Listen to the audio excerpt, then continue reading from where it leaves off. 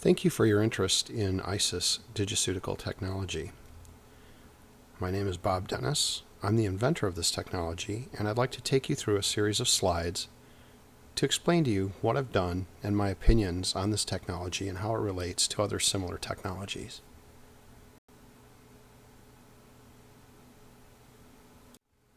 These slides will run automatically. This video is the opinion of Dr. Robert Dennis. This content is not intended as medical advice. This video is for informational purposes only. ICES is a new technology that has roots that stretch back several thousand years. The Egyptians were known to use natural magnets called lodestones, and those were used for many centuries. With an understanding of static and other forms of electricity that could be generated in the 19th century, people started using different sources of voltage, batteries, and Van de Graaff generators, and so forth, to apply electrical shocks to people for electrical treatments. That was called electromedicine. That was more or less pushed out about a century ago in favor of drugs and chemical medicine. Pulsed electromagnetic field therapy had a resurgence in the mid-20th century, and that's been pretty much available on the market now for many decades. ICES is somewhat different. It's really a 21st century technology. It began with research that I was doing at NASA in 1996 and 1998. It continued after I worked with NASA with DARPA funding and other types of funding, both in and outside of academia. ICES is 2 decades more advanced than the original work that was done at NASA on a technology called TVEMF, which is time-varying electromagnetic fields. It's been privately funded and developed since 2003. It's approximately 1,000 times more efficient than electromedicine because it uses non-invasive induction technology. It reaches deep tissues but does not need to use invasive metal electrodes. And it's been scientifically verified by independent laboratory testing. It's been demonstrated to significantly reduce inflammation. For the rest of these slides, we'll go point by point and compare PEMF technology with ICES technology so that you can see the difference. I've read all the papers that have been published on PEMF, and I've talked to many of the inventors and many of the people who sell this technology, and I can say with confidence that PEMF assumes that somehow living cells mysteriously respond to magnetic fields. This is very different than the technological approach that I took with NASA. We started by thinking about what sorts of fields would have an effect on tissues, and we ran experiments accordingly. As a result, ICES uses electromagnetic induction to convey electrical signals to cells. It gets deep into cells and tissues by induction without having to use penetrating skin electrodes. Now, living cells are well known to respond to electrical signals, and the physics of electromagnetic induction is very well understood. When comparing PEMF products to ICES products, you see a very big difference. This is because PEMF technology has pretty much not changed a lot over the last century. So-called new PEMF products are usually just old designs put into shiny new packages, maybe given a new name. ICES is different. ICES technology continues to evolve according to Moore's law, which is the law that governs how computers and other microprocessor-based devices, semiconductor-based devices, improve over time. They tend to get twice as good every 18 to 24 months. They get less expensive over time, and that's how ICES technology is. We've doubled the efficiency and cut the cost in half every few years because we continue to do R&D. In the images below, you can see computer power has steadily gone up and doubled every couple of years. If you look at the little memory chips, in 2005, you could buy a memory chip with 128 megabytes. About 9 years later, you could buy the same chip for about the same price with 1,000 times the memory. And this is what people have reasonably come to expect from technology. Over time, it should get better, it should get more efficient, and it should get less expensive. Any technology that doesn't do so Well, it's reasonable to ask, is that even a technology at all? The original NASA TVEMF technology, which you see a lot on the internet as the original NASA PEMF technology, is shown in the picture where the original device that I developed for NASA is in the green circle on the left. It was very expensive, drew a lot of electrical power, and it really wasn't that efficient, but it did let us do some good science. Now I've continued to refine this technology over the last 17 years, and shown at the bottom is a handheld unit that runs off a 9-volt battery. That's our current ICES technology as of the time of this video, which is March 2015. It's about 1,000 times more effective and about 1,000 times more efficient than the original NASA technology, but it only costs about 1/100th to manufacture. In my opinion, the real difference between PEMF and ICES shows up when you take a careful look at the science. I've reviewed over 600 published scientific papers that relate to PEMF, and in my opinion, PEMF has a very shaky, very questionable scientific foundation.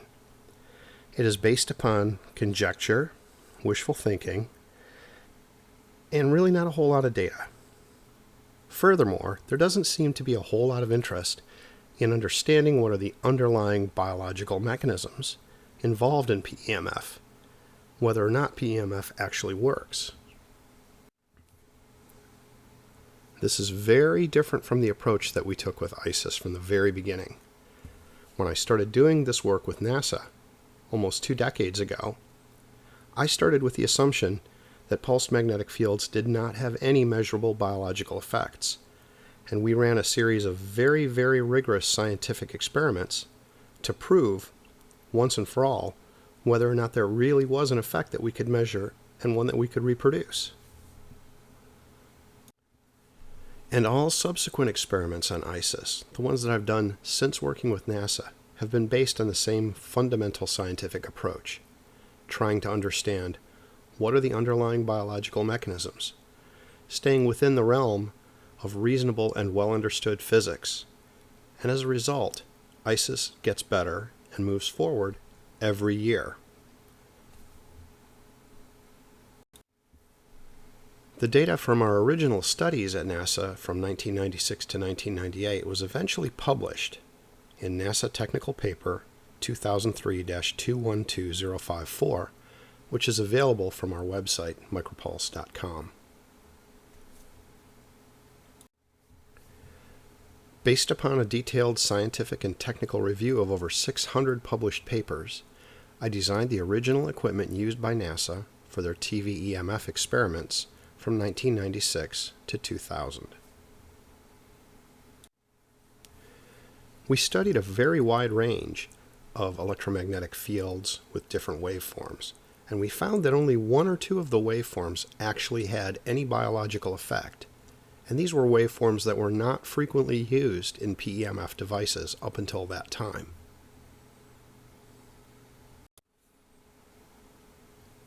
We applied the PEMF through diamond-shaped platinum electrodes below the cells. You can't really see them, but they're below the petri dishes in the image to the right.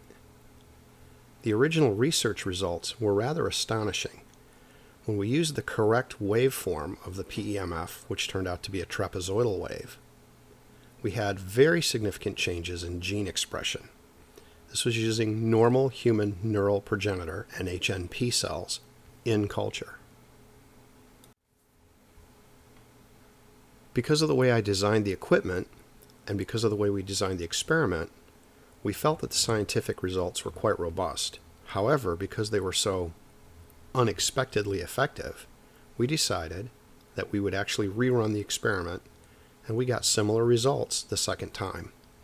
So we actually had robust, repeatable scientific findings from the first 2 sets of experiments that we performed at NASA. When the experiments at NASA were finished, the technician in the laboratory decided to publish and patent the results without including me as an author or an inventor. This has turned out to be a very bad thing for him and NASA. This problem has been corrected over the last 2 decades, but as a result of that, I decided it would be best to take my inventions and my technology and develop them outside of NASA and outside of the reach of that kind of scientific conduct. Because of the way the NASA data and the NASA technology were recorded and reported, the actual technical content was incomplete. As a result, all of the technologies that you see on the internet that are quote-unquote based on this NASA technology are actually based on an incomplete understanding of a technology that's 20 years old. Once ICES research was removed from NASA and it was maintained outside of academia and outside of big business, the development was able to accelerate markedly.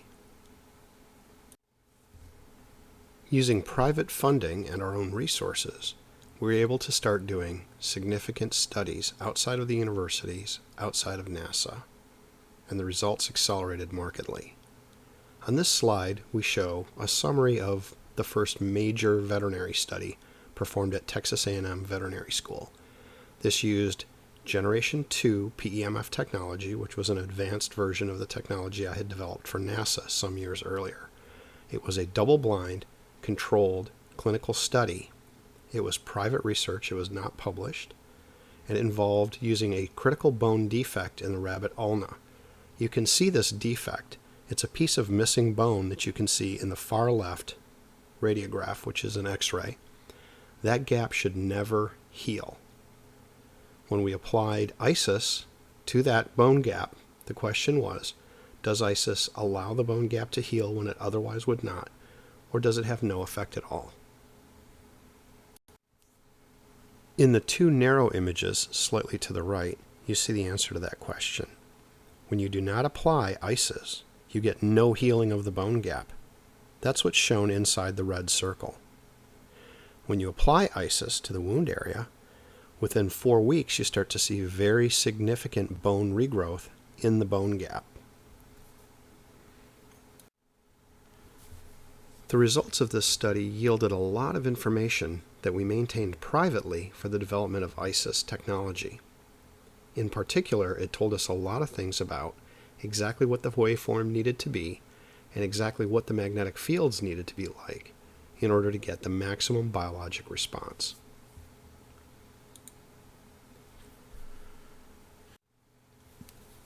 This slide shows a summary of all of the data from the Texas A&M rabbit ulna defect study. These are 3D CT images, where CT stands for computer tomography. It's a computer-generated 3D image of the bone to show how well it's healing in the gap. The top row of 5 images shows data when we used a PEMF value that was well above what we thought was the minimum threshold for effectiveness. In 3 cases, you see partial healing, which you would never have expected to see if no intervention was made.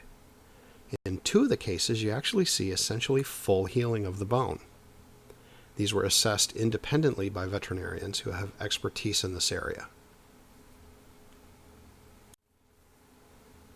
When PEMF was used just at what we thought would be the effective biological threshold, you see the results in the second row. We had 1 bone that didn't heal at all inside the red circle, and then 2 bones with significant partial healing. And this is after just 4 weeks. We really shouldn't have seen any healing in any of these.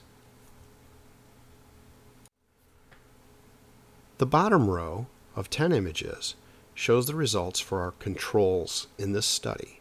A controlled scientific study has to include a group where you don't really expect to see any changes. In this particular case, we did see 1 case of suspected partial healing as shown inside the yellow circle. In all the other cases, there was no significant evidence of healing whatsoever. That's precisely what we would have expected for a negative control. So these data show very clearly that even for a very short period of time, second-generation PEMF systems can accelerate bone healing and in fact allow bones to heal over a significant wound where they would otherwise never heal. Another big difference between PEMF and ICES is at the fundamental theory level. The fundamental theory of why PEMF should work versus the fundamental theory of why ICES should work. For PEMF, just about the best you can find is that the theory is that PEMF should just be good for you. Now, there are many theories that are posited in various papers, but when you actually go to web pages, that's kind of what you see. The products are telling you, well, it's good for you. Well, people tell you it's good for you. That's fine, but we've seen that in other products before, and it's turned out not to be the case. ICES is very different. We have a fundamental theory for why ICES should work, which I'll expound upon in the next few slides. We challenge that theory by scientific experiment on a regular basis, and we refine that theory. Then we design new experiments. The underlying theory of why ICES works is currently under study at several laboratories around the world. And ICES products incorporate feedback from those studies and from users, and ICES technology is significantly improved with every new release, which is about every 18 months. Our current theory of operation of how ICES works is based upon Faraday induction, or electromagnetic induction. You can look this up on Wikipedia and you can read all about it. I'll summarize for you what we believe is happening. The electrical stimulation of the cells is through electromagnetic induction by using the primary coils of ICES to generate a magnetic field, which then induces an electric field on the outsides and insides of membranes of cells. The physics of induction is very well understood. It's been around for over 150 years, and we understand the geometry of the cells involved, so it's possible for us to exactly calculate what the induced electric fields are around each cell membrane. The induced electric fields, we believe, are moving ions in the paracellular space. That would be moving positive and negative ions very close to the membrane of every cell. This is based in part on current theories of our understanding of how it is that tissues respond to exercise and mechanical loads. One of these theories is basically that when you apply a pressure or a load to a tissue, it moves the fluid around the tissue past the cells. And when that fluid moves, it causes what are called streaming currents, which are nothing more than positive and negative charged ions flowing past the membranes of cells. You can visualize how ICES works to move ions around cell membranes by looking at this cartoon. ICES works by induction, sort of like a transformer. The ICES coils form the primary coil of the transformer. Then there's a magnetic field that's generated, and the secondary coil of the transformer is actually the ionic fluid in the paramembranous space around every cell in the tissue. If you can imagine a field from a magnet, that would be from the ICES coils, penetrating this slide perpendicular to the slide and going through in the direction of the big blue X in the center of the slide, that's indicated by the big blue B, which indicates the magnetic field lines. Every time the magnetic field pulses, it causes something called eddy currents that are a voltage that drive charged particles into little circuits. These little circuits, we believe, are the ions in the paramembranous space that are flowing around the membrane. Positive ions will go in one direction, negative ions will go in the other direction, as you see in the cartoon. We believe that there are receptors on the cell membrane that have not yet been discovered that detect this ionic movement and sense it as normal exercise. We have ongoing research to test this hypothesis and to elucidate what those receptors on the membrane might be, because those receptors are important not just for ICES, they're important for understanding how all tissues respond to exercise and use. Another major difference between PEMF products and ICES products is how they select and incorporate the protocols that are used in each of the products. And by this what I mean is, how do they determine whether it's a sinusoid, a square wave, triangle wave, what are the frequencies, and what are the other things that you have to select in order to make that protocol work. It turns out that there are many trillions of different possibilities. So taking a wild guess is sort of like playing the lottery. Many PEMF products allow you to pick from a very wide range of stimulus parameters. Some of them come pre-programmed or pre-packaged to have certain biological effects. But when you start to dig into it, it's really hard to figure out exactly how they determined that. So far as I can tell, it's a combination of guesswork and references to obscure scientific and pseudoscientific sources, plus a small amount of real physiologic data just to make it seem legitimate. And based upon this, they set the PEMF pulse parameters. The development of the ICES stimulation protocols is quite different. These are based on physiologic measurements that I made myself directly, or that I have extracted from verified published literature. They're based on studies of developmental biology and studies on the formation of tissues and organs and how tissues and organs repair themselves after injury. Another big difference between PEMF and ICES is in efficiency and simplicity. For PEMF, many of the modern products are based on the NASA studies that we did almost 20 years ago. But there's really no sign of any investment in new basic research and development, so the technology you get in most of these PEMF devices, even the ones based on NASA work, has remained more or less the same for decades. Maybe it's a new box, but it probably has the same old stuff inside and probably has lots of dials and knobs. These old and inefficient technologies generally need to be plugged into the wall. They're large and clumsy and cumbersome, and they put out a lot of extra power that you really don't need. That is to say, they're highly energetically inefficient. ICES, on the other hand, has been an evolving, dynamic technology for almost 2 decades.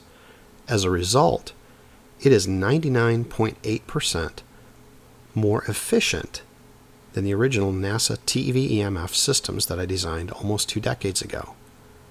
And that comes along with improved effectiveness on biological systems. ICES is also now essentially one button simple. You just turn it on and set the power level. You don't have to worry about complex protocols or sifting through other sorts of settings. You simply put it on, set the power level, and let it run. Comparing the biological effects of PEMF versus ICES is actually quite difficult, because there really are very few repeatable, reliable biological effects that you can see when PEMF is applied to living tissues. Many different biological effects that are claimed, the claims are made without data or proof. They may refer to one paper, but you often find that that paper was never replicated by anybody, and the company making the device generally doesn't offer up the data that they used to make the decisions that they made on the product. Once again, in this regard, ICES is very different from PEMF. We have indisputable, repeatable, robust scientific evidence that's been collected by multiple studies at independent test laboratories that show the biological effect of ICES is to rapidly and dramatically reduce inflammation. The first 2 studies on inflammation and the effect of ICES were carried out by Charles River Laboratories in early 2013. These results were reported by my graduate student as his doctoral dissertation. The scientific model used in these studies is the standard model used by the pharma industry to screen for anti-inflammatory drugs. It's an 8-hour test to see how much the drug reduces inflammation after the injection of a molecule called carrageenan. This very carefully controlled, formal scientific study had both a positive control and a negative control. A positive control tells you how good you could possibly expect an outcome to be if everything goes perfectly right, and a negative control tells you what you would expect to happen if you didn't do anything. So if you look at the graph, the negative control is in black. That's where they injected just saline, just salt water that was expected to do nothing. And the positive control is in red, which is a steroid. In this case, it was dexamethasone at a very high dose. And that is thought to give just about the best anti-inflammatory response you could ever hope for. Right in between the two, you see the effect of ICES. Now, it's very important to note that's the lowest dose ICES we can deliver. Higher doses, we found in subsequent studies, give better and better anti-inflammatory effects. In this case, ICES was about 60% as effective as a megadose of steroid. The director of the research laboratory at Charles River Labs reported to me that they had actually assessed the effectiveness of many other electromagnetic systems to see whether or not they would suppress inflammation. He told me that although he could not name the specific products, he did say that none of the products they had ever tested ever had any significant measurable effect on inflammation. He went on to say this was actually the most exciting data he had ever seen from a medical device. These experiments were carried out using Generation 4 ICES technology from early 2013. Our current product is actually Generation 5, which is significantly more effective than Generation 4. In a second study at Charles River Laboratory, we were able to show there's a dose-response effect of ICES. That is to say, above a certain minimum threshold, increasing ICES increases the biological effect. This is one very tried and true method for telling whether or not something is really working. The results of this study had two very important, valuable outcomes. The first was, we learned a lot of information that told us how to improve ICES, so we were able to make significant improvements that have resulted in Generation 5, which is our current level of ICES technology. The second outcome of this study was that it proved beyond doubt that ICES is effective at suppressing inflammation. It does so quickly and effectively and repeatably, and there's a dose-response curve, and we now understand how it works in biological systems. The biological mechanisms of inflammation, though not fully understood, are currently the subject of very intensive research in hundreds of labs, if not thousands of laboratories all around the world. There are many different types and mechanisms of inflammation, but you can kind of break it down into two basic categories. Acute inflammation is what happens right after an injury. It's normal, and it's an essential component in the natural response to injury and infection. Acute inflammation is characterized by being very short-lived, and it quickly gives way to normal processes of growth, healing, and repair. Chronic inflammation, on the other hand, is a very different biological response. Increasingly, people are realizing that it's actually abnormal. It's entirely unlike acute inflammation. It's harmful. And as you get older, it can be progressive over years and decades. It causes cellular and organ damage. It's at the root of hundreds of different diseases and all kinds of disabilities, and it plays a role in the progression of major diseases such as cancer, autoimmune disease, neuropathies, chronic pain, and most of the diseases associated with aging, as well as many other diseases. Looking at chronic inflammation in more detail, the first thing you notice is that chronic inflammation is a known cause of chronic pain. Chronic pain is a much bigger problem across the world than most people realize. It is larger than the 4 largest medical conditions that afflict humans. If you take all the patients with diabetes, all the patients with heart disease, all the patients with cancer, all the patients with stroke and dementia and AIDS, and you add them all together, it's still smaller than the number of people who suffer from chronic pain. It turns out that about 1 out of every 3 adults across the world suffers from pretty important severe chronic pain. It's a very major issue, and it's thought to cause a loss of almost $560 billion per year from the American economy. That's about 3% of the American economy lost every year due to chronic pain that can't be treated effectively. Chronic inflammation is also now increasingly associated with a tremendously wide range of diseases and disabilities. Diseases that people thought had nothing to do with one another, like arthritis, cardiovascular disease, neurological diseases. Chronic inflammation is associated with virtually all diseases of aging. So chronic inflammation appears to be the common denominator that we've been looking for.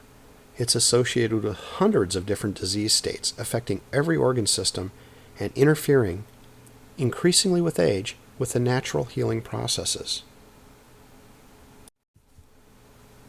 One final area where we should compare PEMF with ICES is in the question of safety. PEMF products generally are not rated for safety. It's unclear if they've ever done any testing. It's unclear whether or not they have well-established safe operating zones and guidelines. This is markedly different from ICES.